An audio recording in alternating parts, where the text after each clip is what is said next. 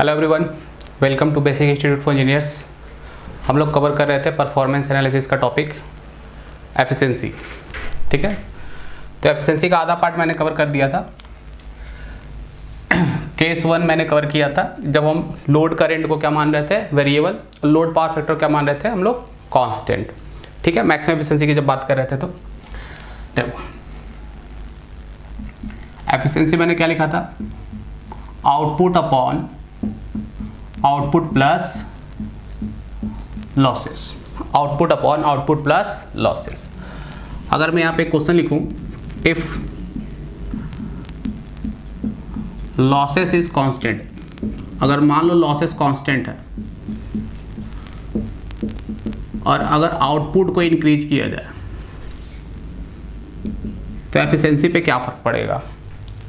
अगर losses constant है, output को इंक्रीज किया जाए तो एफिशिएंसी पे क्या फर्क पड़ेगा, इंक्रीज होगा, डिक्रीज होगा, रिमेन्स कांस्टेंट होगा।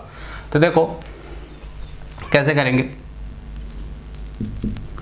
ऊपर क्या है आउटपुट, नीचे से आउटपुट आप कॉमन ले लो तो सिर्फ एक जगह बचेगा आउटपुट, लॉसेस अपॉन आउटपुट, ये आउटपुट कैंसिल आउट हो गया।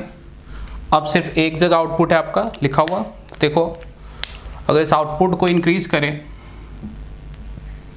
तो ये डिनोमिनेटर पूरा क्या होगा, डिक्रीज होगा। डिनोमिनेटर डिक्रीज होगा तो एफिशिएंसी क्या होगी, बढ़ेगी। डिनोमिनेटर डिक्रीज होगा तो रेशियो क्या होगा, इंक्रीज, है ना। तो एफिशिएंसी क्या हो जाएगी, बढ़ जाएगी। तो सेम इसी पार्ट से हम लोग कवर करेंगे केस नंबर 2। केस नंबर 2 ध्यान से समझना।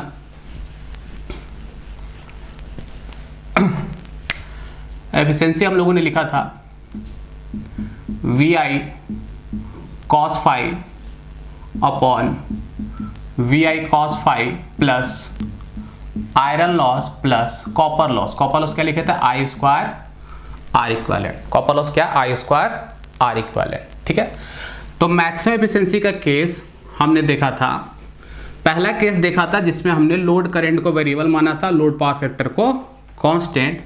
वहां पे हम लोग करंट को वेरिएबल माने थे, लोड करंट को। केस 2 की अगर बात करें, load power factor is variable and load current is constant. Load current is constant, second case है ना। दो केस मैंने लिखा था, दो इंडिपेंडेंट वेरिएबल है ट्रांसफॉर्मर केस में, एक तो लोड करंट, दूसरा लोड पावर फैक्टर, है ना, I एंड cos phi। तो देखो अगर लोड करंट आपने कांस्टेंट एज्यूम किया है, लोड करंट कांस्टेंट है, तो करंट कांस्टेंट का मतलब रेजिस्टेंस तो कांस्टेंट ही है। तो I square R loss that is copper loss जो है ये क्या रहेगा, कांस्टेंट। अगर करंट कांस्टेंट है, लोड करंट कांस्टेंट है, तो I square R loss that is copper loss भी क्या रहेगा, कांस्टेंट। आयरन लॉस मैंने बताया, आयरन लॉस कौन सा लॉस होता है, कांस्टेंट लॉस, है ना, कांस्टेंट लॉस।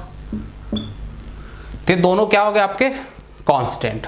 तो अगर हम यहां पे देखें तो जो टोटल लॉस है, टोटल लॉस क्या हो गया तुम्हारे यहां पे, कांस्टेंट। जैसे ही लोड करंट को कांस्टेंट माना है तो यहां पे टोटल लॉसेस क्या हो गए, कांस्टेंट। अब जैसी टोटल लॉसेस कांस्टेंट है, तो अभी एक पार्ट मैंने कवर किया जिसमें मैंने बताया if losses is constant and output is increase then the efficiency would, efficiency क्या हो रही थी, इंक्रीज हो रही थी। तो यार ध्यान से समझो, वोल्टेज तो कांस्टेंट ही है, करंट को तुमने यहाँ पे कांस्टेंट एज्यूम किया है तो ये भी कांस्टेंट, ये पूरा पार्ट कांस्टेंट है। वेरिएबल कौन सा है, cos phi, वेरिएबल कौन सा है, cos phi। तो आउटपुट इंक्रीज करने का मतलब VI cos phi इंक्रीज होना, और VI cos में V और I क्या है, कांस्टेंट, तो cos phi इंक्रीज करना। cos phi कितना मैक्सिमम हो सकता है, cos phi power factor maximum कितना हो सकता है, यूनिटी, मैक्सिमम कितना हो सकता है, यूनिटी। तो अगर हम इसमें बात करें कि अगर लोड पावर फैक्टर वेरिएबल है और लोड करंट कांस्टेंट है तो मैक्सिमम एफिशिएंसी किस पावर फैक्टर के कॉरस्पॉन्डिंग होगा, यूनिटी।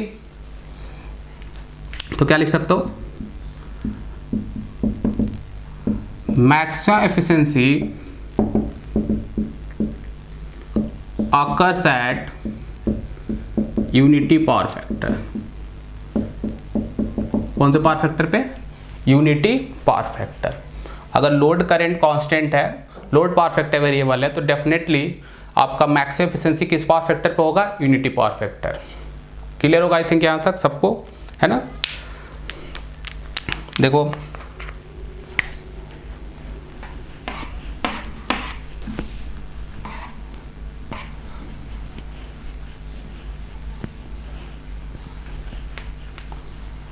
अगर हम ग्राफ प्लॉट करें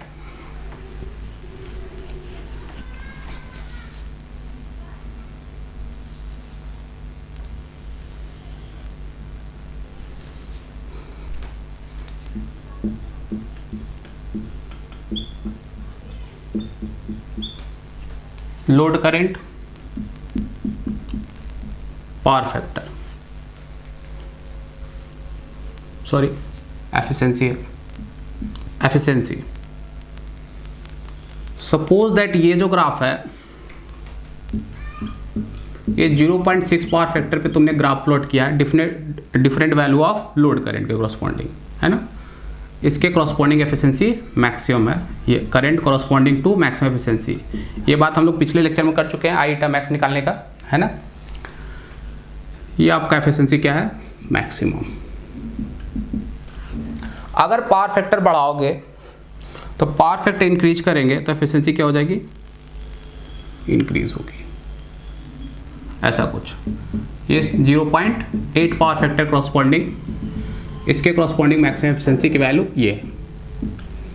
अगर हम लोड करंट फिक्स्ड माने, कोई वैल्यू मान लें, मान लो इस लोड के वैल्यू कॉरस्पॉन्डिंग देख रहे हैं, तो यहाँ लोड करंट इतना है वैल्यू, इसके कॉरस्पॉन्डिंग अगर पावर फैक्टर 0.6 है तो 0.6 के कॉरस्पॉन्डिंग पावर फैक्टर का एफिशिएंसी तुम्हारा इतना आएगा, ये वैल्यू आएगी एफिशिएंसी की। अगर सेम लोड करंट के कॉरस्पॉन्डिंग अगर हम पावर फैक्टर बढ़ा दें, इंक्रीज कर दें, तो हमारी एफिशिएंसी की वैल्यू क्या हो जाएगी? बढ़ जाएगी। तो सबसे मैक्सिमम एफिशिएंसी, तो मैक्सिमम एफिशिएंसी कब आएगी?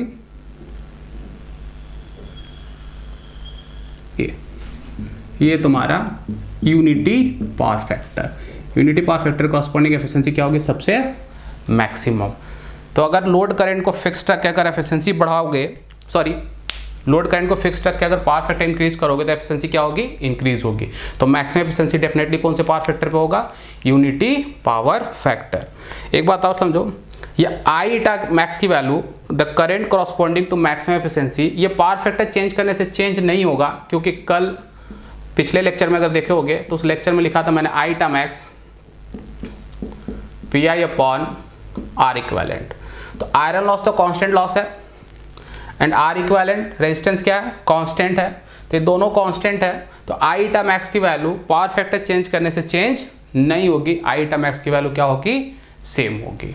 ठीक है, सेम जो तुमने मैंने बताया कि अगर लॉसेस कांस्टेंट है, आउटपुट को इंक्रीज करेंगे तो एफिशिएंसी क्या होगी? बढ़ेगी। वहां से तो कैलकुलेट हम लोग डायरेक्ट लिख सकते हैं देख के, अदरवाइज अगर आपको निकालना हो तो ऐसे भी निकाल सकते हो, फाई के रिस्पेक्ट पे डिफरेंशिएट कर दो, इक्वल टू 0 पुट कर दो। कौन से इक्वेशन को? वही सेम इक्वेशन, ये जो इक्वेशन था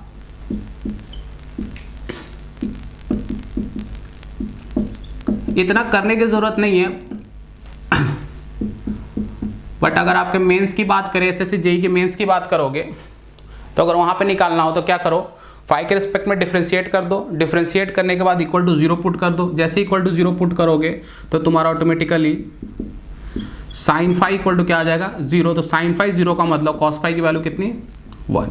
कॉस फाई की वैल्यू कितनी? 1। मैं यहाँ पे डिफरेंशिएट करके दिखा नहीं रहा हूँ, बट डिफरेंशिएट करोगे तो वही सेम वैल्यू आएगी जो हम लोग पहले भी देख चुके हैं कि अगर लॉसेस कांस्टेंट है, अगर आउटपुट को इंक्रीज करें तो एफिशिएंसी क्या होगी? इंक्रीज होगी।